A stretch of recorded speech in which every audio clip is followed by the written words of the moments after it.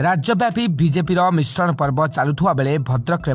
महा मिश्रण पर्व अनुष्ठित हो जाइए। मिश्रण पर्व में केन्द्र जलसंपद मंत्री श्रीजुक्त विश्वेश्वर टुडू, बीजेपी राज्य सभापति मनमोहन सामल, विधायक सूर्यवंशी सूरज, राज्य तथा जिलार वरिष्ठ नेतृत्व वृंद जोग देते। भद्रक उदीयमान युव विशिष्ट समाजसेवी तथा भगत सेनार आवाहक सीतांशु शेखर महापात्र प्रथम थर पर हजार हजार समर्थकों सहयोग क्रमे बीजेपी रे मिसी निजर राजनैतिक जीवन में पाद देते एवं प्रकाश करते प्रधानमंत्री मोदी जी नीति आदर्श अनुप्राणित होई विश्व श्रेष्ठ राजनीतिक दल में रही समाजसेवा मूलक कार्य जारी रखी एवं मु एक गुंडुची मुसाफरी बीजेपी दल कर्मी और सदस्य होई निजर कार्य निर्वाह करी और भद्रक रे दल को आग को बढ़ाइबा पई सहयोग करी। राज्य में आगामी 2024 साधारण निर्वाचन में बीजेपी बाजीमात करी निश्चित सरकार गढ़िब बोली गणमाध्यम रे प्रकाश करथिले केंद्र मंत्री श्रीजुक्त विश्वेश्वर टुडू। निश्चित भाव आज जो भाव सीतांशु बाबूंकर नेतृत्व रे आज तांकर जो सहयोगी माने भारतीय जनता पार्टी योगदान कले माने कौन कह शताधिक बोली आम कहीपर जो भाव जॉइन कले निश्चित भाव भद्रक जिला कहीं सारा ओडिशार यार प्रभाव पड़ो तार कारण आज प्रत्येक जिले में विभिन्न कोण अनुकोण रे यही प्रकार जो मिश्रण पर्व चली लोक अनुभव कर सारे जे जोपरी भाव में 23 वर्ष धरिक गोटे भ्रष्ट सरकार चली कलंकित सरकार चली तार परिवर्तन आवश्यक अच्छे। आज जो बीजेडी सरकार चली बीजेडी गोटे नेतृत्व नहीं तामिल रु आसी गोटे लोक आज सामान्य जड़े बीजेडी कार्यकर्ता हिसाब से जदि आम कहवा आज सरकारी कल को कंट्रोल करुच्चे तेणु 4.5 कोटी ओडिया लोक या अनुभव कर सारे तेणु जो परिवर्तन आज आसी से क्रम आज भद्रक जिले में जो कथा कहली शताधिक लोक आज ये भारतीय जनता पार्टी योगदान कर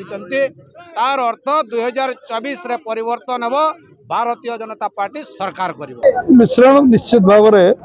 भारतीय जनता पार्टी जो विश्वर सबुठ बड़ राजनीतिक दल से दल को निश्चय शक्तिशाली कर अधिक आम कार्यकर्ता माने यशस्वी हवापाई कार्यक्रम हाथ को नेबे एवं निश्चित भाव में आम 7 विधानसभा पार्लियामेंट भद्रक रे जीतवा सहज और सरल हम एवं एठिकार जो भ्रष्ट शासन ओडिशा रे अच्छी सरकार ताकू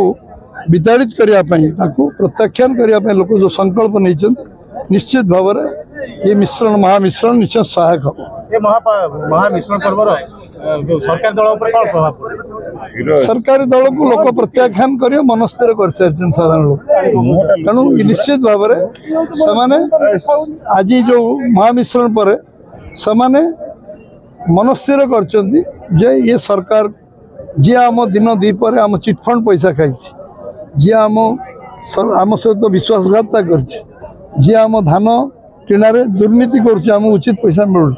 चाषी जे कृषक सम्मान पाइबा ना पठाऊनी दिल्ली एवं जो माने घर पाइबे घर दिया हो ये जो व्यवस्था जो माने अन्याय अनीति कृषि भित्तिक शिल्प नहीं शीतल भंडार नहीं ओडिशा सब संभावना अच्छी जल संपद अच्छी खनिज संपद अच्छी जंगल संपद अच्छी बेलाभूमि अच्छी पर्यटन व्यापक संभावना अच्छी एटी शिल्प कृषि भित्तिक शिल्प सब हमार संभावना अच्छी किंतु 18 लाख कोटी टंका देला पर भी केंद्र सरकार ये पैसा को आत्मसात कले लोकों को एम्प्लॉयमेंट कले गाँ शून्य युवक शून्य होगा गाँ आज 1.5 कोटी युवक दादन खटिया बाहर भी जाइए 40 लाख लोक चिटफंड टंका ये सरकार फेरे न फेरे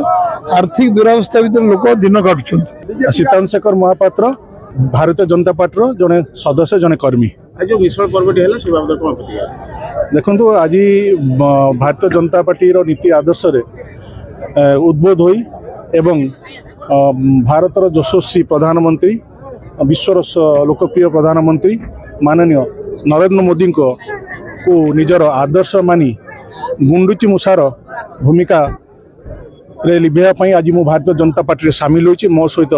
मोर जो प्रशंसक समर्थक आज हजार हजार संख्यार भारतीय जनता पार्टी सामिल होती प्रभाव सरकार दल पड़ो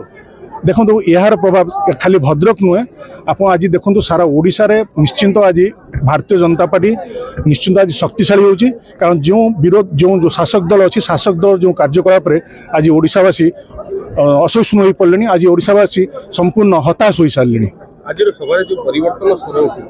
परिवर्तन आवश्यकता अच्छी भद्रक जिला देखो भद्रक जिला सबु क्षेत्र अवहेलित आज को दीर्घ स्वाधीनता पर आखपाख जिला देखु बालेश्वर कहतु कि बालेश्वर मयूरभंज कहतु कि जाजपुर जिला कहतु से तुलन भद्रक जिला सब आज अवहेलित आज कौन ये भद्रक जिला प्रति